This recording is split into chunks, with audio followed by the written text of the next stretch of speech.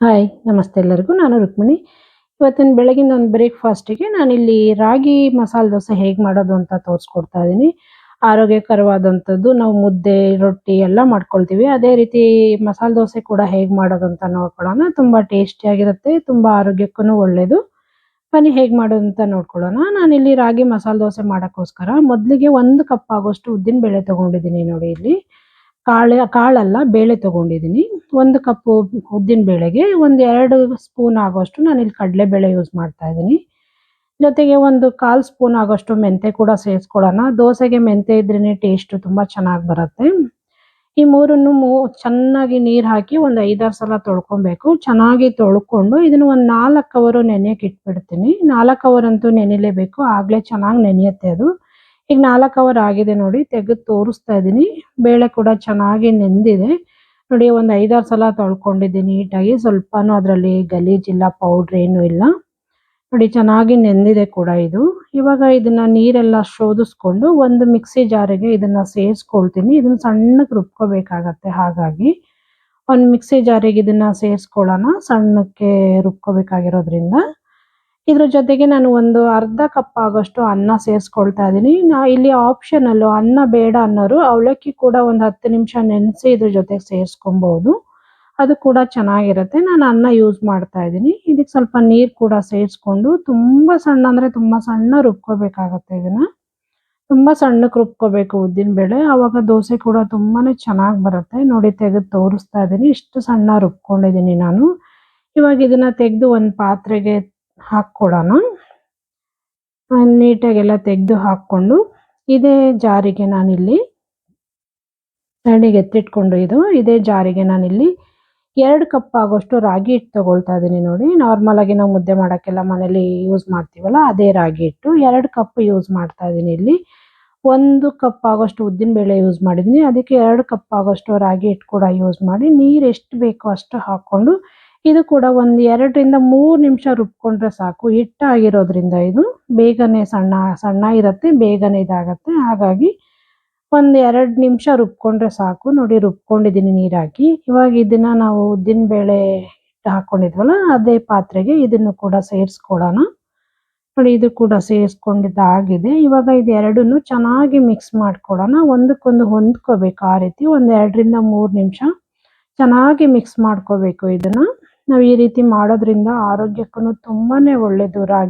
ಕೆಲವರಂತೂ ರಾಗಿ ಮುದ್ದೆ, ರೊಟ್ಟಿ ಏನು ಇಷ್ಟಪಡದೇ ಇರೋರು ಈ ರೀತಿ ದೋಸೆ ಮಾಡ್ಕೊಂಡು ತಿನ್ಬೋದು. ನೋಡಿ ಚೆನ್ನಾಗಿ ಮಿಕ್ಸ್ ಮಾಡ್ಕೊಂಡಿದ್ದೀನಿ ಕೂಡ. ಇವಾಗ ಇದನ್ನ ಚೆನ್ನಾಗಿ ಎತ್ತಿಟ್ಬಿಡೋಣ. ಇದನ್ನ ಒಂದು ಓವರ್ ನೈಟ್ ಮುಚ್ಚಿಟ್ಬಿಡ್ತೀನಿ. ನಾನಿಲ್ಲಿ ಸೋಡಾ ಏನು ಯೂಸ್ ಮಾಡ್ತಾ ಇಲ್ಲ, ಡೈರೆಕ್ಟ್ ಹಾಗೆ ಮಾಡ್ತಾ ಇದ್ದೀನಿ. ಓವರ್ ನೈಟ್ ನೆನೆಸಿ ತಗೊಂಡಿದ್ದೀನಿ. ನೋಡಿ ಎಷ್ಟು ಚೆನ್ನಾಗಿ ಉಬ್ಬಿ ಬಂದಿದೆ ಹಿಟ್ಟು ಕೂಡ. ನೋಡಿ ಈ ರೀತಿ ಉಬ್ಬಿ ಬರಬೇಕು. ನಾನು ಸೋಡಾ ಏನು ಯೂಸ್ ಮಾಡಿಲ್ಲ, ಮತ್ತೆ ಹೇಳ್ತಾ ಇದ್ದೀನಿ. ಆದಷ್ಟು ಮನೇಲಿ ಸೋಡಾಗಳನ್ನ ಅವಾಯ್ಡ್ ಮಾಡೋದು ಭಾರಿ ಒಳ್ಳೆಯದು. ನೋಡಿ ಎಷ್ಟು ಚೆನ್ನಾಗಿ ಉಬ್ಬಿ ಬಂದಿದೆ ಕೂಡ ಹಿಟ್ಟು. ಈ ರೀತಿ ಬರಬೇಕು. ಈ ರೀತಿ ಹಿಟ್ಟು ಬಂದರೆ ಕೂಡ ದೋಸೆ ಅಂತೂ ತುಂಬಾನೇ ಚೆನ್ನಾಗಿ ಬರುತ್ತೆ.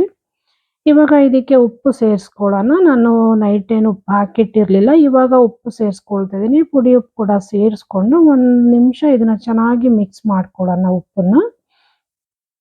ಇದ್ರ ಜೊತೆಗೆ ಪಲ್ಯ ಆಗ್ಬೋದು, ಇಲ್ಲ ಚಟ್ನಿ ಆಗ್ಬೋದು, ಏನು ಬೇಕಾದ್ರೂ ಮಾಡ್ಕೋಬೋದು ಸೈಡ್ಗೆ. ತುಂಬಾನೇ ಚೆನ್ನಾಗಿರುತ್ತೆ. ನಾನಿಲ್ಲಿ ಶೇಂಗಾ ಚಟ್ನಿ ಮಾಡ್ಕೊಂಡಿದ್ದೆ ಇದಕ್ಕೆ. ನೋಡಿ ಚೆನ್ನಾಗಿ ಒಂದು 2 ನಿಮಿಷ ಮಿಕ್ಸ್ ಮಾಡ್ಕೊಂಡಿದ್ದೀನಿ. ಇದು ಇವಾಗ ಮಿಕ್ಸ್ ಮಾಡಿ ಒಂದು 5 ನಿಮಿಷ ಇದನ್ನ ಎತ್ತಿಟ್ಬಿಡೋಣ. ಸ್ವಲ್ಪ ಉಪ್ಪೆಲ್ಲ ಅದಕ್ಕೆ ಚೆನ್ನಾಗಿ ಹೊಂದ್ಕೊಳ್ಳಿ ಅನ್ನೋ ಕಾರಣಕ್ಕಾಗಿ ಸೈಡಿಗೆ ಎತ್ತಿಟ್ಬಿಡೋಣ. ಒಂದು ಚಟ್ನಿ ಮಾಡ್ಕೊಳ್ತೀನಿ ಅಲ್ಲಿವರೆಗೂ. ಒಂದು 5 ನಿಮಿಷ ನೆನಿಲಿ ಅದು. ಈಗ ಒಂದು 5 ನಿಮಿಷ ಆಗಿದೆ. ಸ್ಟವ್ ಮೇಲೆ ಒಂದು ಹಂಚಿಟ್ಕೊಂಡು, ಹಂಚು ಕೂಡ ಕಾಯ್ಕೊಂಡಿದೆ. ಇವಾಗ ಸ್ವಲ್ಪ ನೀರು ಹಾಕಿ ಇದನ್ನ ಚೆನ್ನಾಗಿ ಒರೆಸ್ಕೊಳ್ಳೋಣ.